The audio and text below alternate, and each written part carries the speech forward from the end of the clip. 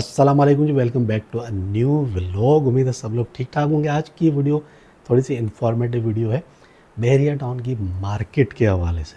अच्छा, बहुत सारे लोग ये पूछ रहे थे कि क्या बहरिया टाउन की मार्केट वाकई में बेहतरी की तरफ जा रही है, क्या वाकई में बहरिया टाउन की मार्केट में हलचल हो रही है। तो यकीनन बहरिया टाउन की जो मार्केट है उसके अंदर काफ़ी ज़्यादा हलचल है।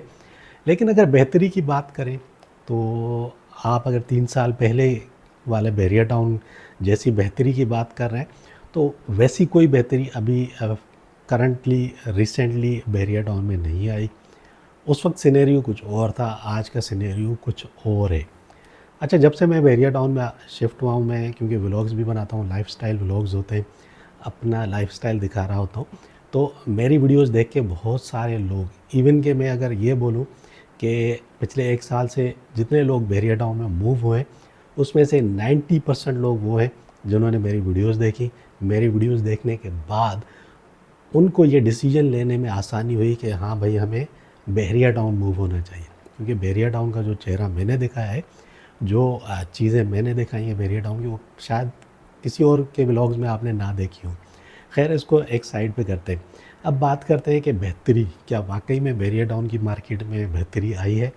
तो 3 साल पहले की अगर हम बात करें तो बहरिया टाउन में बहुत ज़्यादा क्राउड होता था। हर परसेंट में आपको घर नहीं मिलते थे रेंट के ऊपर, ठीक है। और जो प्रॉपर्टीज़ की वैल्यू थी वो दिन ब दिन ऊपर जाती थी। उसके पीछे रीज़न क्या था? उसके पीछे सबसे बड़ा रीज़न ये था कि भाई, यहाँ पर हर तीसरा बंदा जो है वो रियल एस्टेट एजेंट था उस वक्त, ठीक है।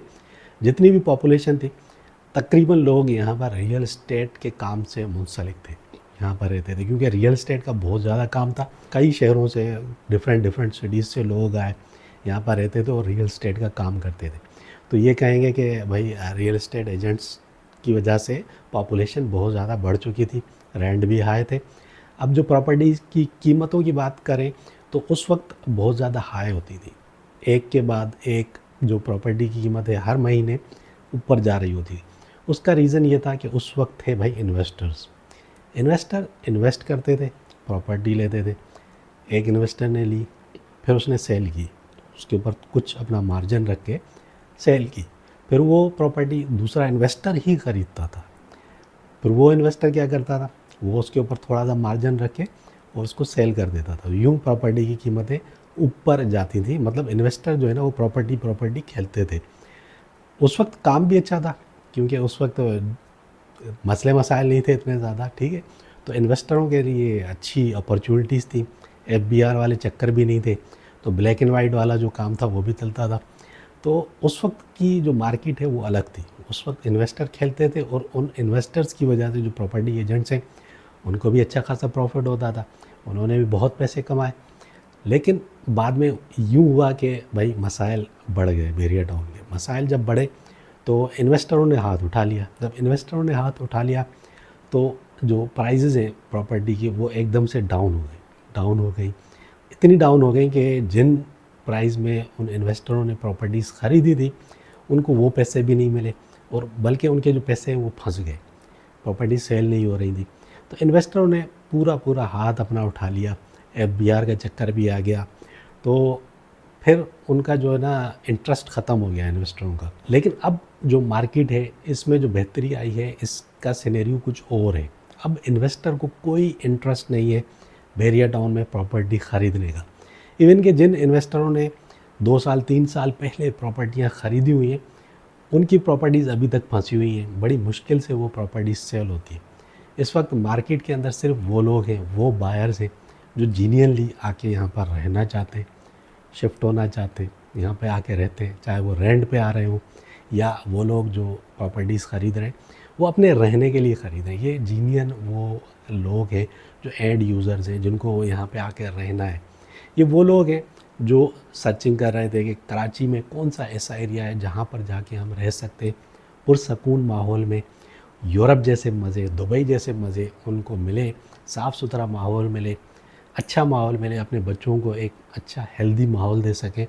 अच्छा, इस सारे सिनेरियो में रिसर्च बहुत सारे लोग करते हैं, ठीक है। जब वो रिसर्च करते हैं तो बहरिया टाउन सामने आता है, क्योंकि आपको पता है कि बहरिया टाउन इस वक्त भी नंबर 1 सोसाइटी है।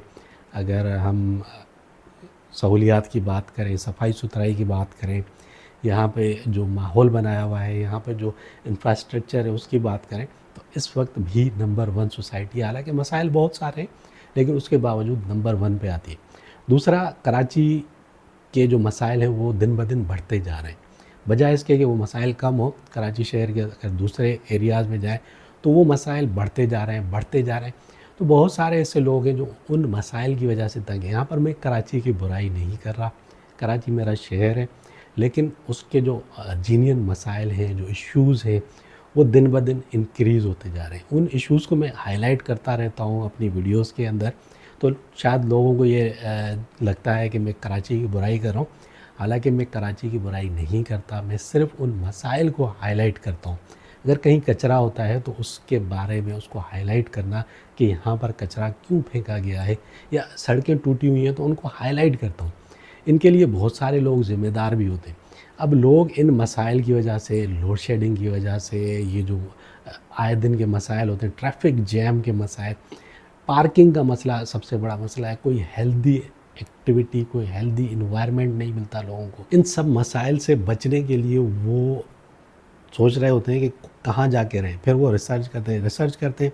बहरिया टाउन जब सामने आता है, ऑनलाइन जब वो रिसर्च कर रहे होते हैं, तो उनको मेरी वीडियोस देखने को मिलती है। जब मेरी वीडियोस देखने को मिलती है तो मेरी वीडियोस से उनको पता चलता है, बहुत सारे लोगों के अंदर मिसकॉन्सेप्ट होता है बहरिया टाउन को लेके, तो वो सारा क्लियर होता है। क्योंकि बहरिया टाउन का जो रूप मैंने दिखाया है लोगों को, जो फेस मैंने शो किया है बहरिया टाउन का, बहरिया टाउन में किस तरीके से रहा जाता है, यहाँ पर क्या फैसिलिटीज़ हैं और क्या मसाइल हैं, क्योंकि मैं बहरिया टाउन के मसाइल भी उजागर करता हूँ, इसके बारे में भी बात करता हूँ।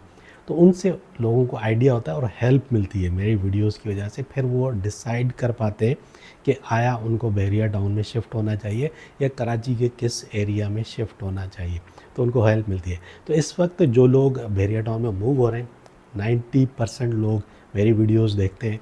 मेरी वीडियोस देखने के बाद उनको हेल्प मिलती है और वो कोई ना कोई डिसीजन लेने के काबिल होते हैं, फिर वो आके बहरिया टाउन में मूव होते हैं। अब जो मार्केट में जो जिस बेहतरी की बातें चल रही हैं, जो आपको वीडियोस देखने को मिल रही है, ये बेहतरी वो बेहतरी है जो जीनियन एंड यूज़र्स की वजह से आई है। यहाँ पर वो वाली बेहतरी जो अगर आप सोच रहे हैं कि 3 साल 4 साल पहले वाली बेहतरी आपको देखने को मिलेगी, तो ऐसी कोई बेहतरी आपको देखने को नहीं मिलेगी। इन्वेस्टर अब बहरिया टाउन में इंटरेस्ट नहीं रखता। इवन के इन्वेस्टर्स अब पाकिस्तान की बहुत सारे एरियाज़ के तकरीबन हर एरिया की प्रॉपर्टी में इंटरेस्ट नहीं रखते, क्योंकि इस वक्त एफबीआर के चक्कर, फिर गवर्नमेंट की पॉलिसीज़, फिर यहाँ के जो सिचुएशन पॉलिटिकल है वो आपके सामने है। उन सब चीज़ों को मद्देनज़र रखते हुए वो इंटरेस्ट नहीं ले रहे कि वो बहरिया टाउन में इन्वेस्ट करें। लेकिन इस वक्त जो करंट सिचुएशन चल रही है मिडल ईस्ट के अंदर, गल्फ़ कंट्रीज़ के अंदर, तो यहाँ पर एक तबका है जो उठेगा, जो अपनी फैमिलीज़ को उठाएगा गल्फ़ रीजन से, मिडल ईस्ट के अंदर से, और वो वापस पाकिस्तान लेके आएगा। अब पाकिस्तान जब वो लोग जो गल्फ़ कंट्रीज़ के अंदर रह चुके हैं, जो अच्छी लाइफ़स्टाइल के अंदर अपनी फैमिलीज़ को रखते हैं, वो ज़ाहिर है कराची में एडजस्ट नहीं कर सकते, वो अच्छी किसी जगह पे जाएंगे। तो उम्मीद ये है कि वो जो एंड यूज़र्स होंगे जो मूव होंगे, क्योंकि मूव होना है लोगों को, आहिस्ता आहिस्ता यूएई या गल्फ़ कंट्रीज़ के हालात मज़ीद बिगड़ेंगे। वहाँ पर जॉब मार्केट के अंदर भी बहुत सारी परेशानियाँ होंगी, जो क्राइसिस चल रहे हैं, ऑब्वियसली जो ऑयल ट्रेड नहीं हो पा रहा, उससे भी बहुत बड़ा इम्पैक्ट पड़ेगा गल्फ़ कंट्रीज़ की इकोनॉमी के ऊपर। जब इम्पैक्ट पड़ेगा तो यकीनन जो लोग जो पाकिस्तानी हैं या जो डिफरेंट कंट्रीज़ के लोग हैं वो मूव करेंगे। ख़ुद नहीं भी मूव हुए तो अपनी फैमिलीज़ को वो मूव करने की कोशिश करेंगे, अपने होम कंट्रीज़ में भेजने की कोशिश ज़रूर करेंगे।